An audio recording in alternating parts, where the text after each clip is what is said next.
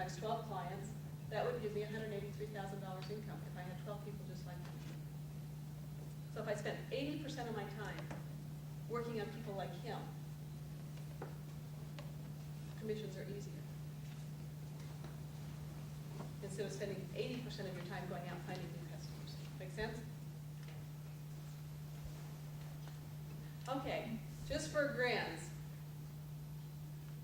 Anyone want to share with me how you feel about having your first knot next to your wallet? Anybody want to share? I don't care. You don't care. Good job. Anybody else?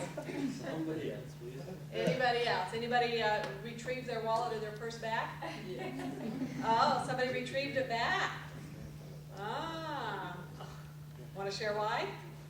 Made me uncomfortable. Made you uncomfortable. Awesome. Thanks for sharing. Anybody else? Dale.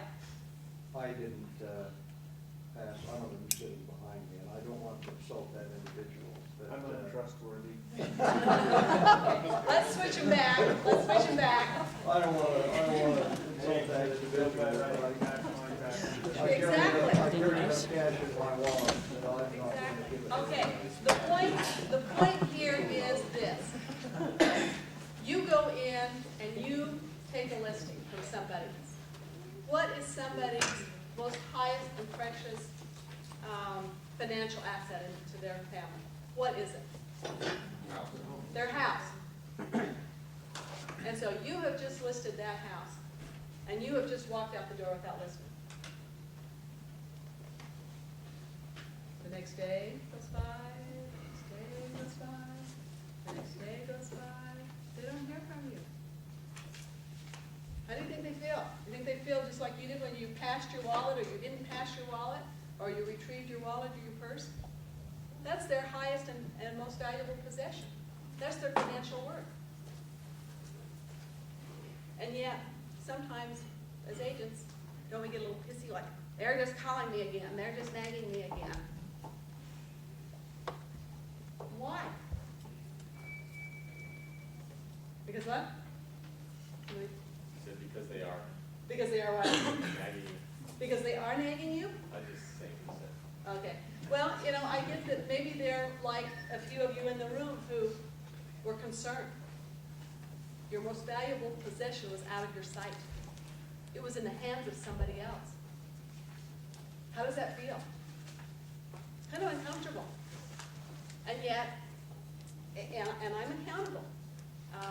It took me a long time to realize that when I walked out that door with a listing, I was like walking out the door with their finances. I was walking out the door with their credit cards. I was walking out the door with their future. Because if they didn't sell their house for enough money in the quickest possible time frame, you know, maybe they got transferred. Maybe they would lose their house. Does that change the way maybe your buyers look at you or your sellers look at you when they're nagging and they're calling and they're wondering?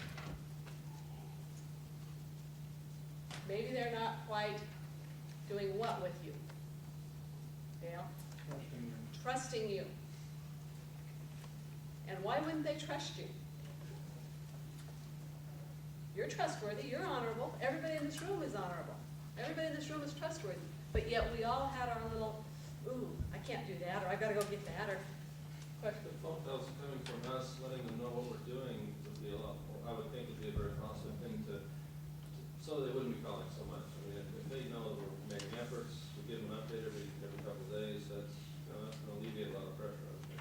If you tell them clearly, 3 times, what to expect from you, then you clearly are your word every single time. What does that tell that person? You are trustworthy. So, if you want to know how somebody feels and what they need, you just need to be on the other side of the coin, you know, once or twice.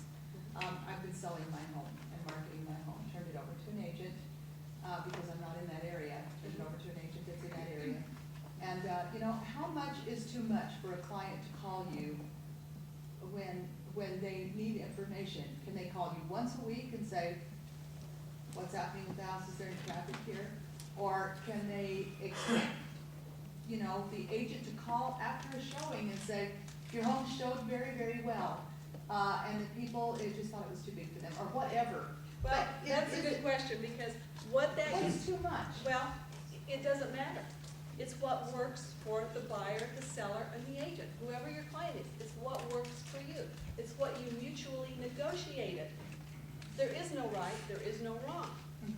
Some of my customers don't really care to ever hear from me. I had one of them literally pack up and leave town. I went over to show the house, and they were gone. And I called, tracked them down literally in, I think, Connecticut. And they said, oh, we knew you were in charge of everything. We knew you were gonna handle it. They even had gone down to the title company and given a power of attorney in my name. It's like, hello? They didn't wanna hear from me, they just wanted that house sold. So it depends. I didn't use it, by the way, I did not use it. But it depends on what the client wants. And if it's not mutually agreeable, if they want you to call them morning and night, then either call them morning or night or don't take the listing. Don't give the service. Does that make sense?